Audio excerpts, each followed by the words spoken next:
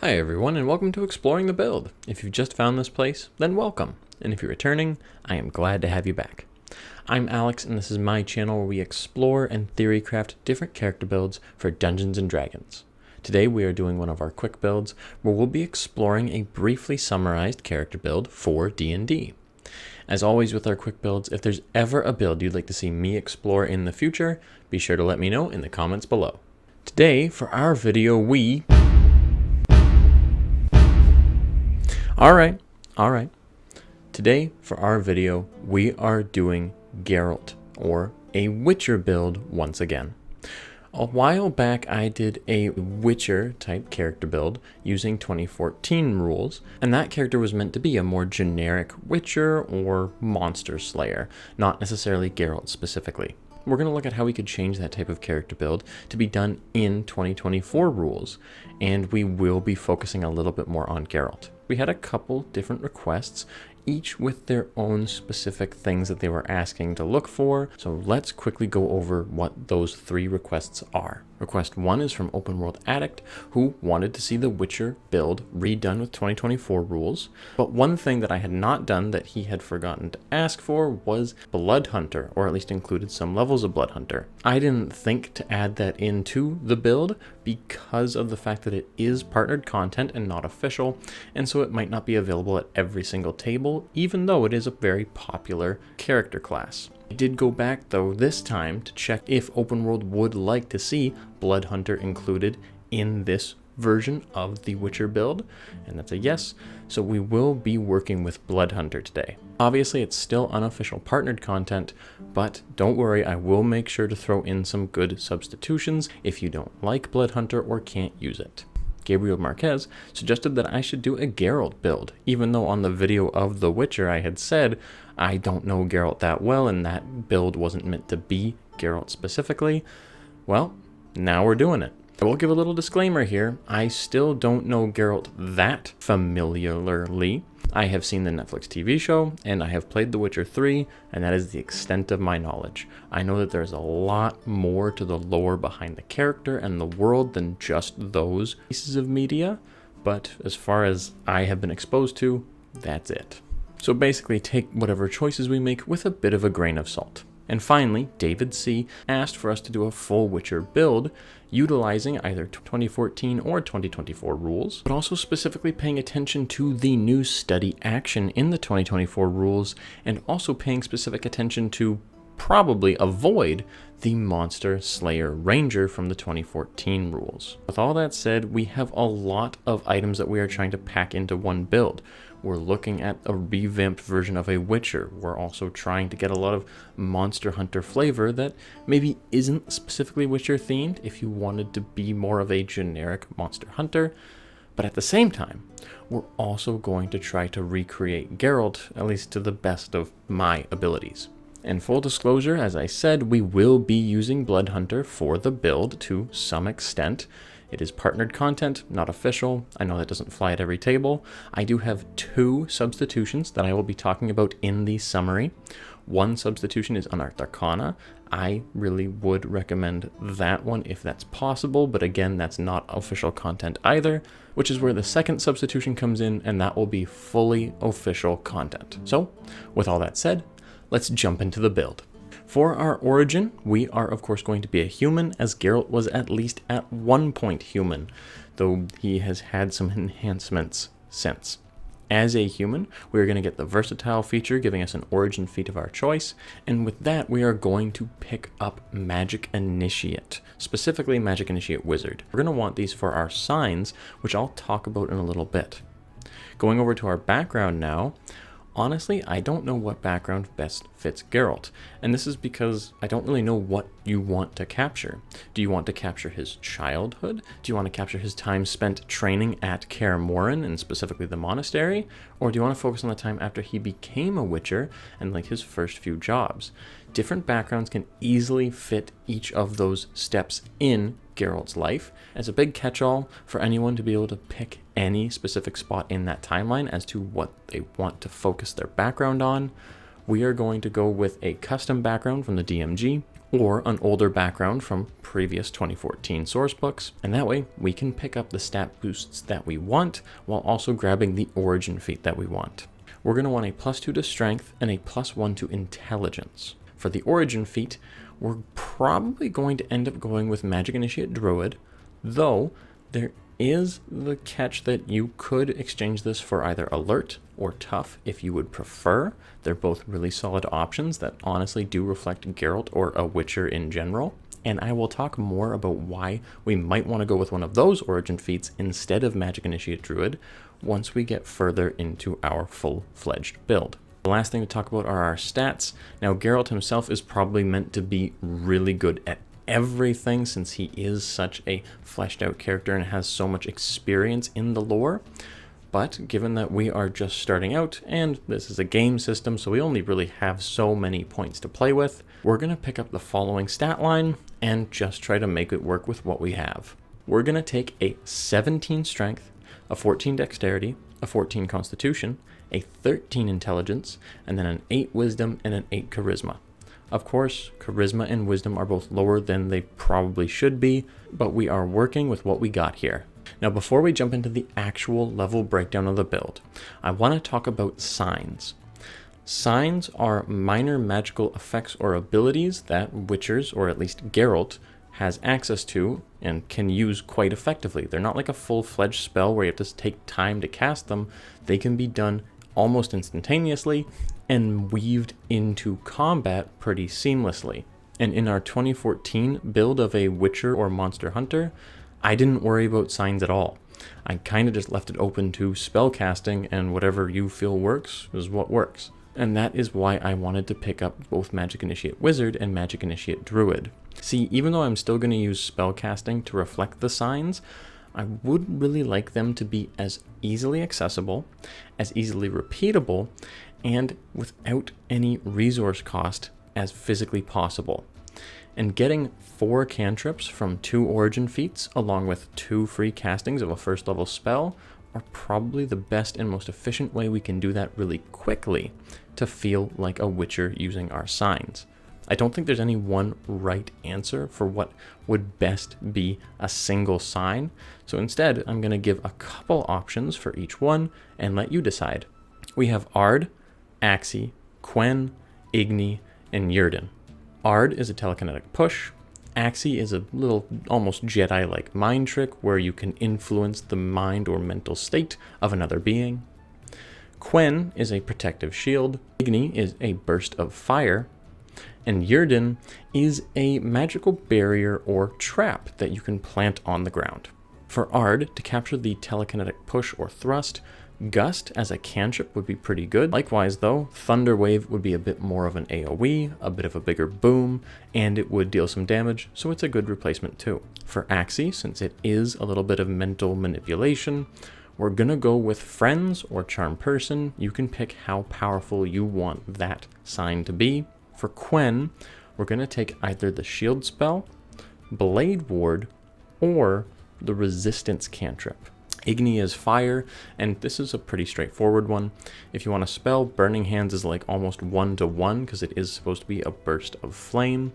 However, as far as cantrips go, Produce Flame, Firebolt, and even Create Bonfire from 2014 rules are all really good recreations. Finally, we have Yrden, the trap that we plant on the ground, and this one is the most difficult because honestly, I think the best spell to reflect the trapping of the ground in the battlefield would be something like Entangle. The issue I have with that is Entangle largely only works against corporeal creatures, whereas Yrden is supposed to be designed specifically to fight incorporeal creatures. Any incorporeal creature caught in the area becomes corporeal. So one solution I would suggest, if you can suspend your disbelief for a second, is Booming Blade. The idea here would be that we're reflavoring the thunderous reverberations after we have hit an enemy with Booming Blade to instead just making an attack with our weapon and casting the sign on the ground at the same time. Then, if an enemy moves 5 feet, or aka outside of that circle, they take some damage as though there is a punishment for leaving that circle. But as far as being a nice, repeatable, resourceless ability, it's kind of hard to pass up. Again though, you can pick any cantrips or spells from either the wizard list or druid list from our 2 feats to match these signs. We only need 5 signs filled, and we have technically 6 things to pick from. 4 cantrips and 2 free first level spells. Time to jump into the actual level breakdown. We're going to go tier by tier. For us, tier 1 is going to be looking at levels 1 to 5, then tier 2 is 6 to 10, so on and so forth. And right now at tier 1, we're going to be a Fighter 3 and Bloodhunter 2. Between both of these 2 classes, we're going to honestly get quite a bit. Fighter gives us weapon mastery. Bloodhunter doesn't have weapon mastery, but we probably do still want it with 2024 rules, so Fighter is a really good way to pick that up. I'm going to say we probably pick up weapon mastery over the longsword and hand crossbow, and then any other one weapon. The reason being, Witcher 3 again, Geralt can use a hand crossbow. You don't have to follow this combat style, you can pick whatever you feel is most appropriate or that you would like to use. I'm just going to do this for the sake of the video to show off that we can reflect at least the video game combat style that Geralt employs. For our actual fighting style feats that we get from both Fighter and Bloodhunter, we're going to want the archery fighting style to offset our poorer dexterity for that hand crossbow, and we're going to also pick up 2-weapon fighting, which will come in handy later on. Finally, from Fighter, our actual Fighter subclass is going to be Eldritch Knight. Here is where we could potentially not actually need the Magic Initiate Druid feat. Magic Initiate Druid is really good to give us some extra possible signs right away from level 1, but we're gonna get more cantrips as well as some extra spells from being an Eldritch Knight. And honestly, it's better that we get them this way because they are from the wizard list, which will come in handy once we eventually pick up the Eldritch Knight's War Magic feature. Hopping over to Bloodhunter now, for just the 2 levels, there's not too much to talk about. We already mentioned that we get a fighting style feat. We're of course going to gain our Hemocraft die / Crimson Rites, as well as Blood Curses. And I'm not going to talk about these too much because they haven't really changed much from 2014 to 2024 rules, besides maybe some individual quality of life improvements. But for our purposes, we aren't really too worried about using them. The one thing I do want to mention is Hunter's Bane. And Hunter's Bane is interesting because it is our Monster Hunter lore skill. Every Monster Hunter type class has this. Ranger or Hunter Ranger has Hunter's Lore, Monster Slayer Ranger has Hunter's Sense, and even something like Battle Master has Know Your Enemy. These are ways that you can study your enemy to learn things about them. Hunter's Bane is specifically meant to work against Fae, Fiends, and Undead, and against those enemies we have advantage on survival checks to track them, and on any intelligence check we make to recall knowledge about them. The fun fact about this is that the study action, that is an intelligence check. And thanks to Hunter's Bane, whenever we do that study action for those specific enemies, we have advantage. So that's just a nice little quality of life improvement. Going up to tier 2, by level 10, we're going to be a Fighter 6 and Bloodhunter 4. We're going to gain the bulk of our feats here, in fact 3 of them within this one span of 5 levels. And we're also going to pick up our Bloodhunter subclass. For Bloodhunter subclass, we are going with the Order of the Mutant. This allows us to pick up mutagen formulas, which in the 2014 version of The Witcher, I just took Alchemist and reflavored it in the event we really wanted those elixir or mutagen-esque formulas. Here, Bloodhunter just has them baked into a subclass. Now, as far as the 3 feats that we are going to pick up go, we're going to want the following, and they can be done in any order, so feel free to pick whichever one first, whichever one second, and whichever one third. We're going to want Keen Mind, Crossbow Expert, and Dual Wielder. The really quick thing to talk about, to just get it out of the way, there's Crossbow Expert and Dual Wielder. Crossbow Expert buffs that hand crossbow we are hopefully using, and Dual Wielder enhances our combat ability by allowing us to make an attack as a bonus action as long as we attack with a light weapon as part of our attack action. So basically, once we have both these feats, we can take the attack action, shoot our hand crossbow once, and then go in swinging with our longsword as our second attack, and follow it up with another longsword attack as a bonus action. Now, the one feat that you might be thinking is a weird choice is Keen Mind. This one is admittedly entirely a lore or flavor feat, but it does boost that flavor significantly for us. Number 1, it increases our intelligence to round it off to 14. Number 2, it gives us expertise in a lore skill, so that's also really nice. And number 3, it lets us take the study action as a bonus action. So now, not only can we take the study action, and if we're trying to study Fae, Fiends, or Undead, we have advantage, we're also just doing it as a bonus action, either in the midst of combat or out of combat. I know some of you might be questioning why we bother with the study action when other features such as Know Your Enemy, Hunter's Sense, and Hunter's Lore exist. But honestly, I like the study action in this case because it's just so repeatable and doesn't cost any resources. It doesn't use our action. It's not tied to Hunter's Mark, forcing us to use that spell.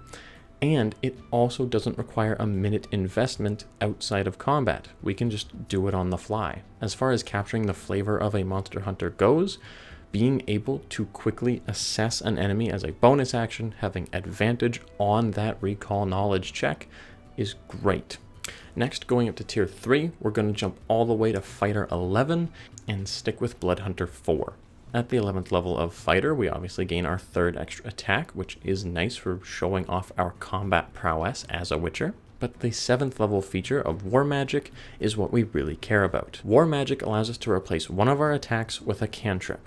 Of course, we wanted our cantrip to reflect our signs, and now we have the ability to unleash a full combo of essentially Witcher 3 combat. We can take the attack action, cast a sign as one of those attacks, then shoot our hand crossbow as our 2nd attack, and follow it up with a bonus action attack from our longsword.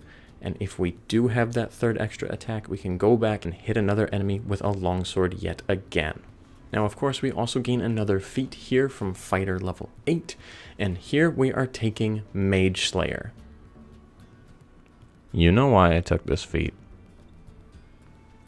In all seriousness, though, it is a pretty strong feat for a monster hunter type character to have, especially someone going up against Fae, Fiend, and Undead, because it can allow us to really harass and debuff those enemies with concentration-based abilities or spells, and it does improve our mental defenses, which besides intelligence, really kinda suck. The one last thing that is really nice about Mage Slayer as well is that it allows you to increase strength or dexterity. And as of right now, our dexterity is uneven, but our strength could be higher. So I leave that up to you as to which route you would take to increase your stats, but either one could work very well. Finally, at tier 4, we are going to end off the build by being Fighter 12 and Bloodhunter 8, probably going up our levels in Bloodhunter first, so we have the option to pick up 2 epic boons if we would like. But honestly, I will say that for this build, if we're trying to recreate Geralt specifically, I don't know if epic boons are really the way to go. Maybe they are, because there are some pretty powerful epic boons that I could see working, especially to get us that supernatural abilities that a Witcher should have. However, I think there is also an argument to be made for just increasing our weaker stats and trying to get that well-rounded, good-at-everything character, since Geralt, at least, not to mention other Witchers, are supposed to be good at pretty much everything. Strong, fast, healthy, smart, perceptive, and even sometimes fairly charismatic. The choice, again, is totally up to you, but if I had to recommend any 2 epic boons, pretty much most of them would honestly work pretty well. Things like irresistible offense or combat prowess would be good for our Witcher combat skills, whereas the boon of skill or speed would reflect our Witcher training a little bit more. We have like enhanced reflexes, enhanced senses, or more skills than your average person anyways. No matter what you pick though, either way, we've increased our stats, we've gotten our abilities, and we've gotten a strong combat routine in order to really feel like Geralt, at least from the Witcher 3 game perspective, or of course we could be a completely original Witcher. And besides that, that's the build. Now, before we really summarize what we have so far, I'm going to talk about, of course, our 2 substitution options as I promised. If we don't want the partnered content that is the Bloodhunter, despite it being a very popular subclass, still not official, my 2 recommendations would be the Unearthed Arcana Artificer, specifically the Alchemist, or Ranger. To go over Alchemist first, because it is still not official content, The reason I like this one is for the same reason I used it back in 2014. It can give us that mutagen / elixir flavor in a mechanical fashion, and that can be pretty nice. But the 2024 Unearthed Arcana version is just way better than the 2014 Alchemist. It's still not great, but it's improved. So that's why I would recommend it. The other thing is that the Keen Mind feat, and specifically the study action, is very heavily intelligence-based. So if you do want to use that, keeping Eldritch Knight and pairing it with Alchemist is a bit of an easier buy-in, stat-wise, than switching up to be more of like a Wisdom multi-class. That leads me into option number 2, our full official content option, matching Eldritch Knight with Ranger. We can pick up Ranger, we get all that hunter flavor, as well as those good skills to be a knowledgeable monster hunter. The one thing that we would probably miss out on, because we won't have the intelligence to pick it up and use it, is Keen Mind, meaning if we want to take the study action, it's a full action for us. And instead, we would just focus on more wisdom-based skills and probably pick up a feature from either the Monster Slayer subclass or 2024 Hunter Ranger subclass that can act as our Hunter Knowledge feature.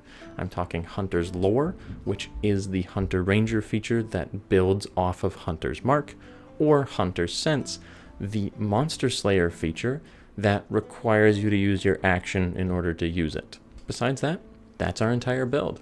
Compared to our 2014 build, this is a little bit more damage focused, as 2014 was meant to be a support-based ranger character, and while that playstyle still does hold up, for Geralt, I don't think it's completely appropriate, as Geralt is kind of more of a get things done himself kind of guy. Let me know what you thought of the build, or what you would add or change to get closer to the theme of Geralt in 2024 D&D, or even what you would add in to get to the concept of a Witcher or just generic monster hunter as well. Honestly, let me know if you're a fan of using partnered content in theory crafting. I'm talking popular partnered content like Illrigger, Bloodhunter, just to name a few, as those ones are on D&D Beyond, though obviously they are still homebrew. Thank you so much for coming on the journey with me, and I hope to see you in the next one.